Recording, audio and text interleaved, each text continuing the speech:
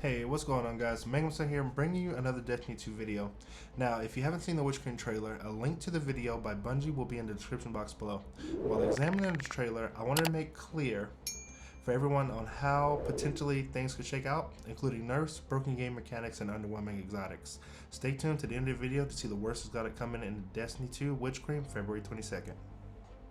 The weapon crafting portion of the game looks to be fleshed out in the sense that you're going to be able to customize what type of perks you want on your gun, but it all seems fine and dandy to remember that this process is going to cost you a significant amount of resources as said by the Bungie team.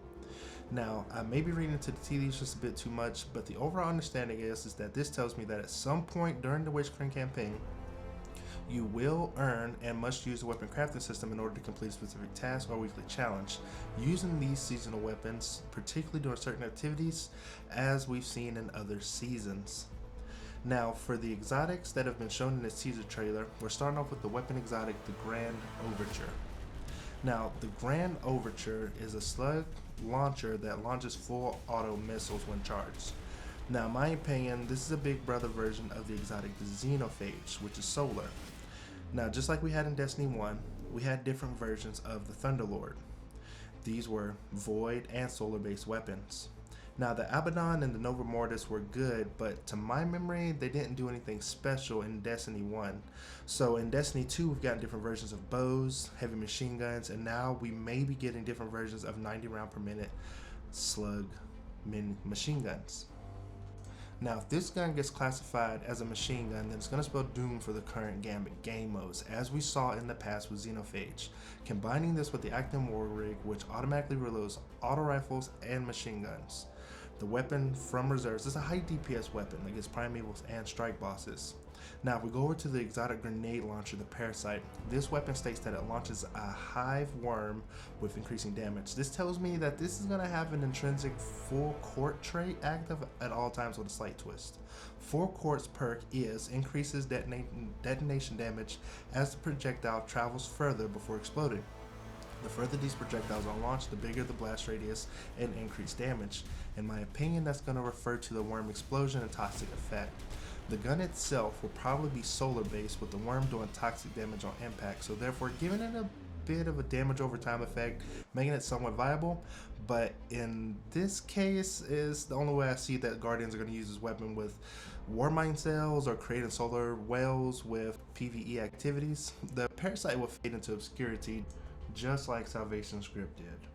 Now, the next upcoming weapon that we have now is the Osteostrega. Shoots swarming projectiles from the hip that trigger a toxic burst. Now, we've seen a similar effect to this with the Necrotic Grip with the Warlocks. Now, everyone's clamoring at the bits to try this out with the Necrotic Grips, but I feel as though it may be unnecessary to use these two exotics together. Necrotic Grip's effect is damaging combatants and venoms them with poison that deals increasing damage over time. Defeating a poison combatant spreads the condition to nearby targets. In this trailer, we can see that the condition already spreads the condition to nearby targets.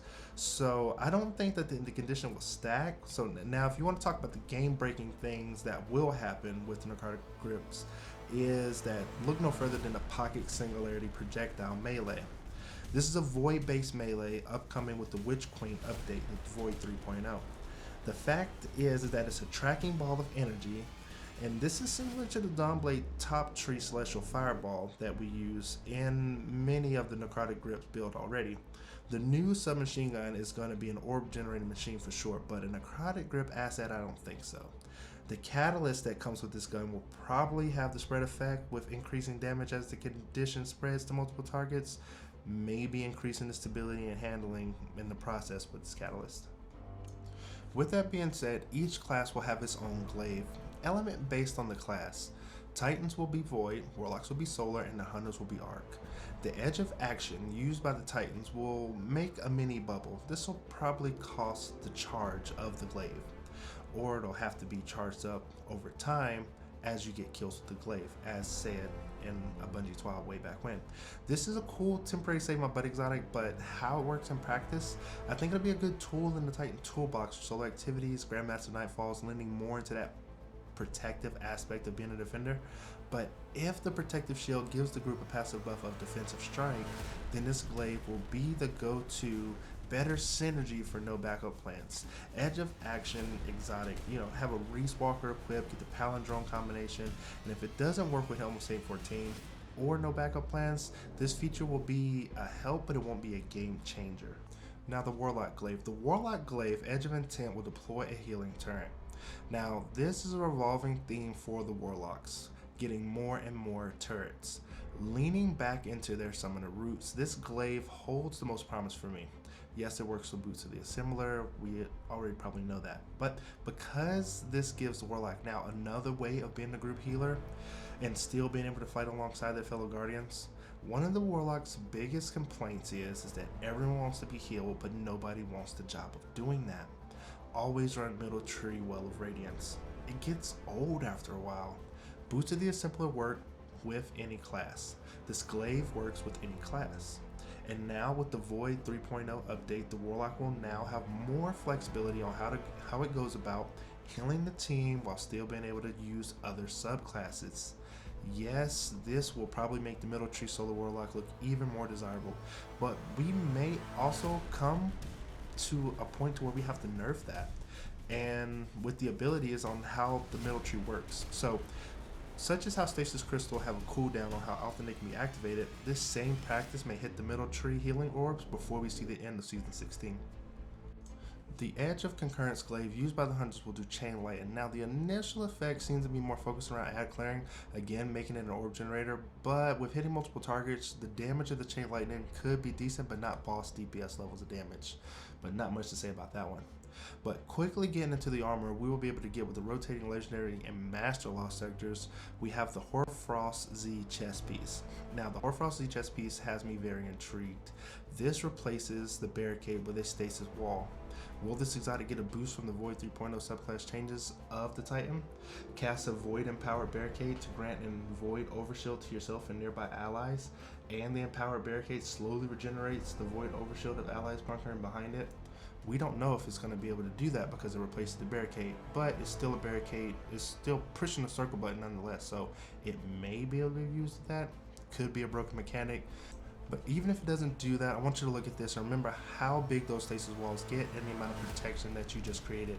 The rise of the grenade launchers will be significant just to counter the sheer force of cheese that multiple Titans can create with this exotic chest piece.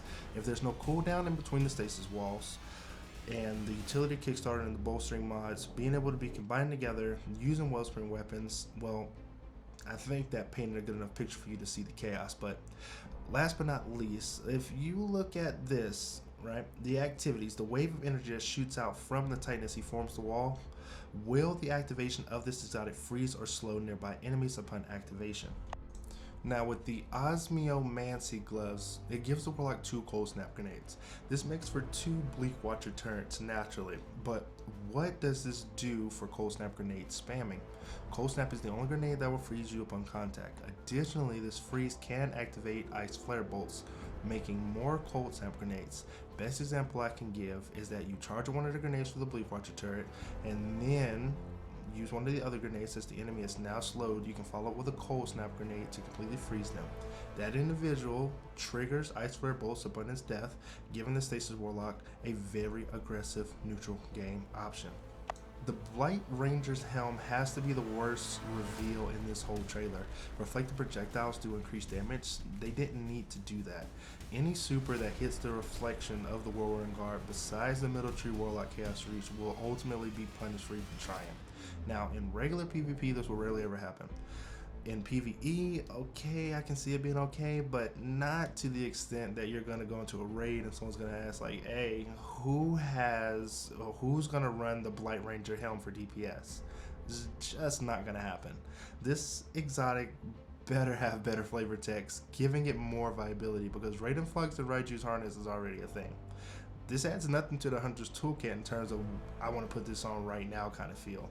Now, if the Blight Ranger's helmet gave us the option to toss our staff into an area like the Ice Lance, or toss it out and then boomerang back to us, or even give us 360 protection with an increase to our defenses while using the Whirlwind Guard, then I can see this being an exotic worth putting on. But even if we were to keep it basic and say equipping this exotic while using Whirlwind Guard emits an arc pulse from the user's body while Whirlwind Guard is active, this would quickly rise up in viability of this exotic helm. If this can reflect the chaos reads, okay, then again, it may be worth using. Now, I want to point this out, that something many people aren't really seeing in this trailer. The Hunter uses a blink-like effect without having the Helm of Mask of Backers on. Now, these don't seem to be tied to the exotic glove shown at the end of the trailer, but one has to speculate if there's an exotic that will give the Hunter's blink with the launch of the Witch Queen, then Witch Queen's going to be more exciting than we all thought. That's it for the video, guys. I'd like to thank you guys for watching. Leave a comment in the whatchamacallit, and I will see you in the next one.